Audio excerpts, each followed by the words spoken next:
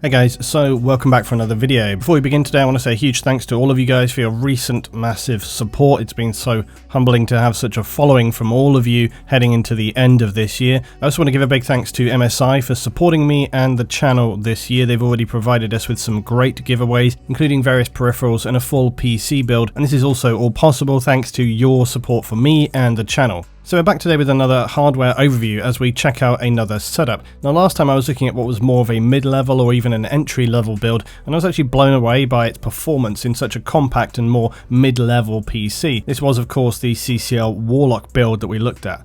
Now today's PC is a much higher spec and another by CCL. Now I'm looking at the build that they have titled the Paladin, and when I checked this one out recently, I did so with the mind to see how well it would perform with Battlefield 5.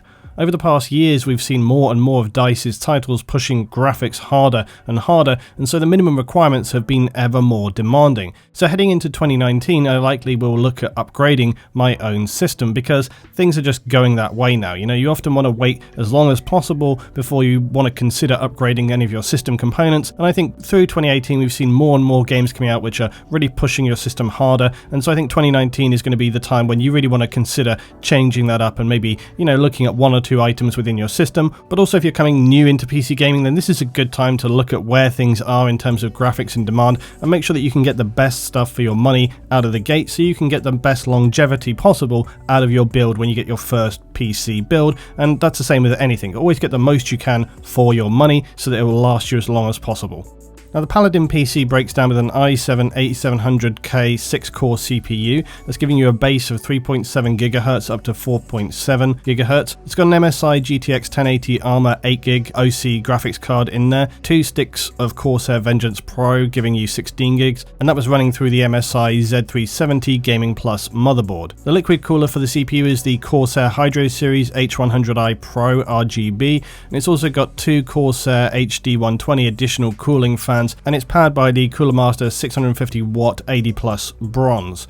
Now for storage, you've got one 500GB 970 EVO M2 mounted on the motherboard and a 4TB standard drive in the lower part of the system for storing all of your games that you don't require those faster loading times on. There is of course additional space for more drives if you choose to do so. The case is a Corsair Carbide Spec Omega RGB, and for ports you've got 2 USB front with standard 3.5mm jacks, and then to the rear you've got the motherboard giving you your standard 4 USB 3 and 2 USB 2 ports, as well as your rear VGA, DVI and display ports.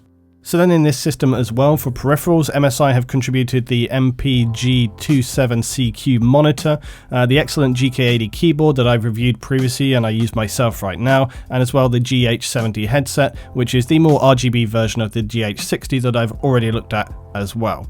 So as you guys know, I'm not a tech channel, so I'm going to give you just a breakdown of my overall impression of the system that I've been running with this and how it performed comparatively. Now my own personal current build runs a 6700K CPU and an MSI GTX 1070 GPU, so it's quite a good comparison to make between the two systems because they're just kind of stepping up and it's good to see how they performed. It should be fairly obvious that the system with the superior spec is going to perform better than my own system. The question is how much of a difference overall. And I was also interested to see how this monitor would perform on BF5 given that I checked it out recently. Obviously this PC with this spec is going to be able to handle and destroy most games with ease given its CPU and GPU, but how would it compare with Battlefield 5 to my existing personal spec? Well, for my current build I run Battlefield 5 on a combination of low and medium, 1 or 2 high graphical settings.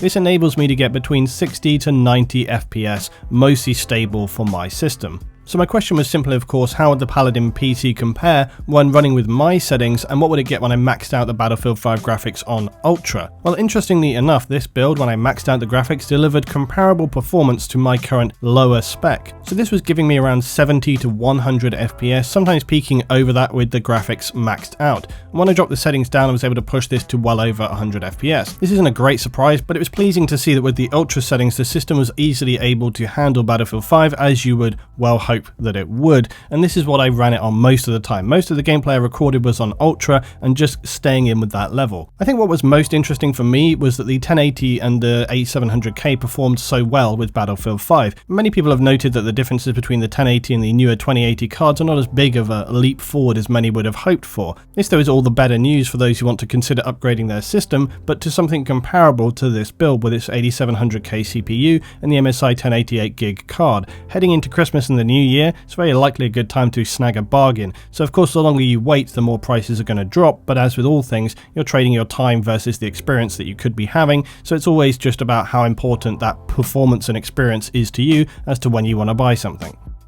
So what can I tell you about the system? Well, having tested it out for Battlefield 5, it performed as you would hope extremely well. Very consistent, no issues whatsoever. The rig delivered solid performance for a very demanding game, and with this spec that's exactly what you would hope for. Getting a pre-built PC, the initial setup was as you would expect, very easy, and as I've said in my previous video about the Warlock, I was surprised with the CCL pre-builds when I looked at their website on pricing. Obviously this is going to vary, but I did find that CCL were delivering very comparable prices to just getting those individual components yourself. Now of course there's always a conversation to have about the pros and cons of setting up your own system and knowing more about your own hardware, but at the same time there's plenty of people who want to just choose their spec, have the PC arrive all set up and just get straight into the gaming without having to worry if their power supply has issues going on with it and wishing that they bothered to check to test it outside of the case before putting it all in. I think having checked out both of these pre-built PCs and then looking into the pricing, it's definitely changed my view to being more open-minded about pre-builds. I think in the past pre-built PCs were almost a dirty phrase, but now I would certainly say it depends on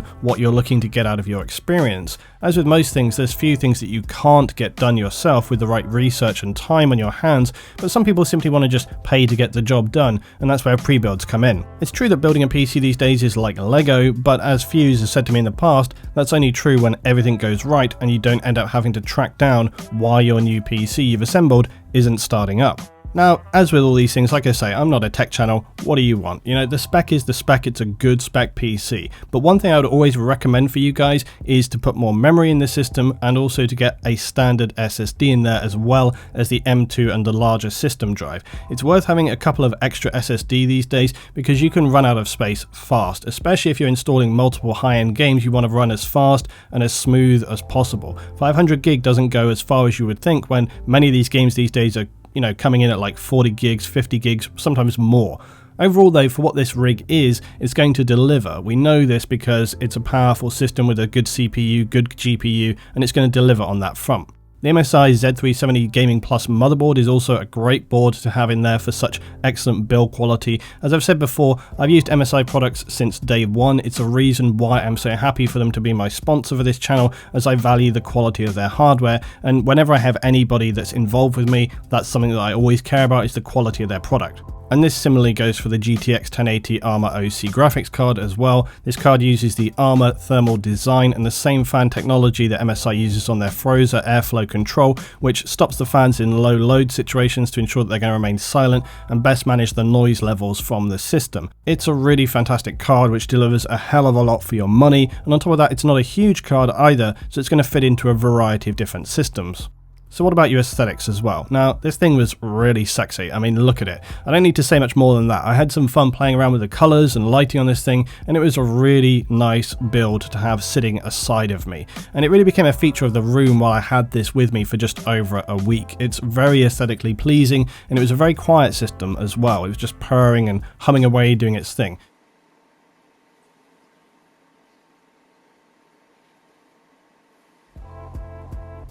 And I had a few times where I turned its lighting down or I turned it off, and other times where I'd let it be just a display to behold. However, one thing I did note and that you should keep in mind as well is that I use both MSI's Mystic Light system to control some of the RGB elements in this rig. However, in order to play with some of the Corsair components, I had to install a separate piece of software to do that. So if you want to be regularly playing around with your entire system lighting, it might be worth checking out which pieces are compatible and think about that. But I would imagine for many people this isn't going to be at the top of their list for reasons to buy specific components, but I thought I'd just note it anyway. Okay, let's talk about the monitor. So I recently checked out this curved monitor, the MSI MPG27CQ, and my full review of it is linked down below. In short though, previously and on this occasion, I was really surprised by how much I enjoyed the monitor. The curve is subtle, but as I said with the previous overview, you really don't notice the curve much. It seems barely as if it's having any impact over time, but then it does begin to kind of key in with you, and you feel as if it's having a subtle effect for you. It's more like a peripheral effect, if anything. Now this monitor is 1440 resolution, and also having that 144Hz refresh rate is something that I always am going to strongly look for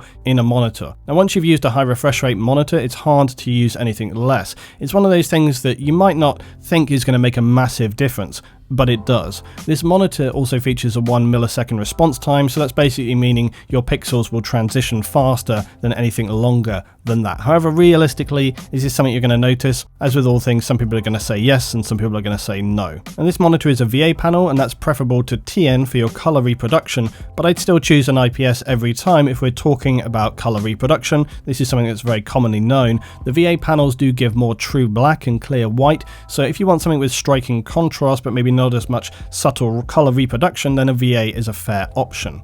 MSI monitors have a rear OSD that's on-screen display controlled via a small stick, and this is something I actually really love about the MSI monitors. As I've said before in the past on, again, other videos, I find them easier and more intuitive to use than the front-facing buttons, and my current monitor has those front-facing buttons to access the OSD, and it's honestly a pain in the ass. It's quite clunky to use. On the MSI monitor, the joystick interface was very easy to use, it's responsive, and enables you to make corrections in seconds, which I'm sad to say would have taken me much longer, anything like 3 or 5 times longer on my current monitor. And that's something that might not seem like a very big deal, but if you're tweaking your settings and you like to have that functionality, it actually does make a difference, and it's nice when you want to do something and it just works, because it's one of those things where with any of these things, they are small things, but sometimes small things can be annoying and you're always thinking to yourself, I wish that just worked a bit better. And lastly, I want to mention the Game Sense system. And this is something that on the face of it can seem like a bit of a gimmick, and also something that I can see some wanting to turn off. Basically the RGB lights at the lower part of the monitor. Now this can be a pleasant enough aesthetic for your desktop when you're just idle and doing other things, but it does actually have a function. Well, the idea of it anyway is that the different lights could actually be something, again, like a peripheral indication. So that if you're, say, low on ammo or such, then the colors are going to change to make you peripherally aware that it's time to change up and reload. Now right now this only supports a few titles like CS, Dota and Minecraft. I think if MSI want to really push this forward and make it something that's a feature they can get feedback on whether it's worthwhile or not, they should really add functionality for Battlefield 5 as quickly as possible, because it's something that I could actually see maybe having some use there, and maybe something that people could actually learn to like with this. My cons for the monitor though overall are mainly about the base. The feet are very wide indeed, as I've talked about before, and this can encroach onto desktop space. And whilst these are nicely ergonomic, it's not so practical if you have limited desktop space. And again, this is something that I maybe hadn't really considered in the past, but whenever buying a monitor, you should keep in mind how big the base is for the monitor and make sure that it's going to fit within your gaming space, your desktop space.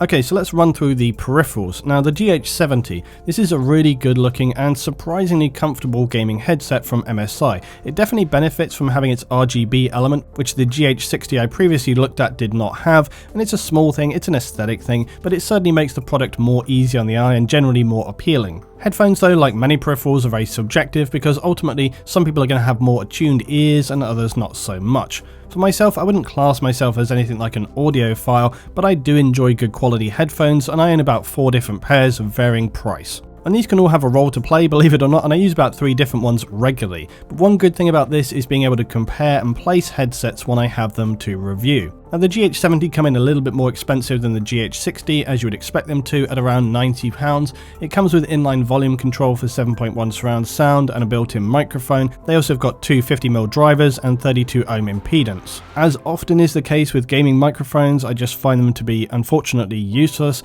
I don't know why this is the case, and I really wish that if they're going to put microphones on headsets at all, and this goes for many different headsets, they really would make sure that it's usable and worthwhile before they even bother to consider putting it in there. Otherwise, just don't bother. For me personally, these headphones and the GH60 are more about clarity than depth, as I listen to a variety of music on the system, as well as some different games, and going through, for example, the single player in Battlefield, as well as the multiplayer. Now, as per the GH60, I would say overall the sound is good, but not excellent. For sound quality, it's in the middle range, and I think the price point for this headset is a little bit more than I would put it at for the sound alone, but part of this headset is also its aesthetic appeal and the RGB coming in on that. So again, it's subjective as per your requirements. With the sound though, I didn't have any problems on the high end. It's crisp, it's clear. The bass could be a little bit stronger. Most of the time it's absolutely fine, but when you get into a situation which requires stronger bass, it's not punching you in the stomach like you might want it to. The lower mid-range is where I feel like it's lacking the most. It needs to be stronger there to deliver the fullness of sound you want to hear. For game sound and positioning, although, it's very clear.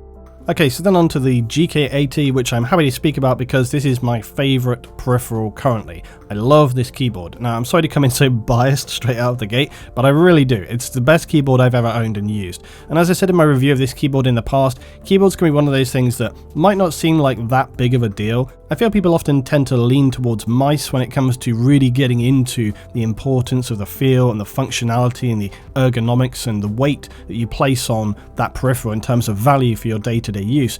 And I was fairly in this camp of mouse preferencing as well until I got the GK80. And it's one of those things you find when you just use a product that is built well and feels right for you. So let's get to one of the main features for any board, the switches. The GK80 comes with Cherry MX Red or Silver. The one that I use has got silver switches which have a lighter actuation. This is often referred to as speed switches. Now both of these are linear, but the main difference is the silver has a 1.2mm actuation and the red has a 2mm actuation. In the theoretical numbers game, this gives you a 30 to 40% faster trigger.